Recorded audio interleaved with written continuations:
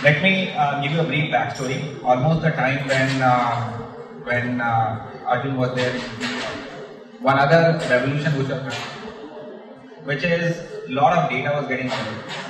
Not possible 5-6 years back. Today, both the data in the form of the transaction the customer is doing. These transactions are happening on mobile. More importantly, we have always talked about all the great infrastructure which is at one level enviable, if not acceptable, which government has built, particularly on the UPI.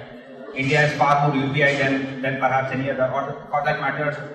See, I have some struggle making a distinction between rural and urban, but I think the difference is the mass market versus all other things. I think the UPI usage of the mass market is far higher than whatever affluent and anybody does it. I mean, if one has to look at a simple metric, what portion of transaction, say you and I do versus the mass market do, and I think the number will be very clear. The UPI is very ubiquitous. The reason I'm saying all this is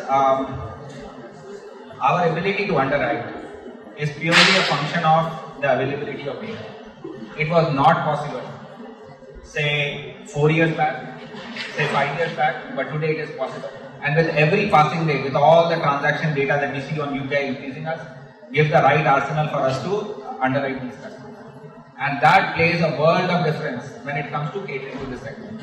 Who are these segments? Just if I elaborate the point a little bit. These are basically nameless, unrecorded, perhaps 250 million, perhaps 300 million, self-employed, salaried in a very small setup, and being able to underwrite in a very digital manner.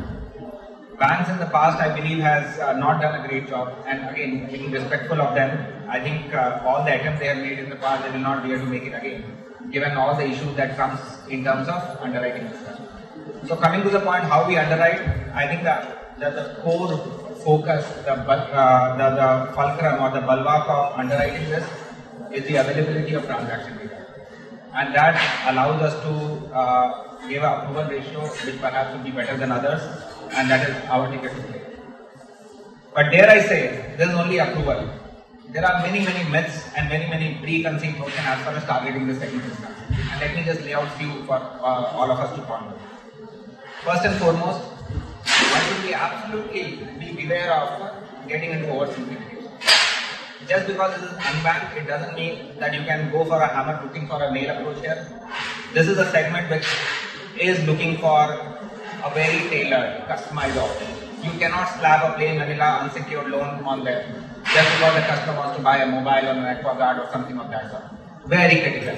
I think it's not so much a suggestion to a company which wants to be successful, but even if the ecosystem has to be built, you cannot be devoid of differentiation. You cannot be devoid of the tailored offering that you are making. That's number one. Second thing which I'll just say, which is a very important point from an underwriting standpoint, is it's almost a flat out myth that an unbanked customer is a less credit-worthy customer.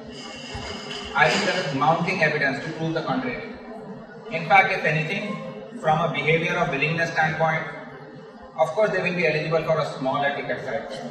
They may not have the orientation of taking credit, recurring credit. They may see credit more as an emergency need, as again something that they can take one after the other. And I think there's also a little bit of call it preconceived notion which has made many financial institutions, both incumbent and new, to go and target. Coming to maybe one more thing on the underwriting front before I leave it to you. I think there is a notion that analytics, machine learning and AI, all those things, they are actually meant for a different segment, not for them. I think the vast possibilities of data has not been fully explored. And my own feel is, if I take a view 5 years, 10 years hence, the people who will really excel in that, really excel in leveraging the, I know words like machine learning has got cheapened its own usage, I get that. But people who are able to use that and use it appropriately in that segment will really be the winners versus, who do more traditional play in India. So I think those are the 3-4 things which makes a big difference in terms of underwriting them, in terms of targeting the segment in a far more holistic approach. Thank you.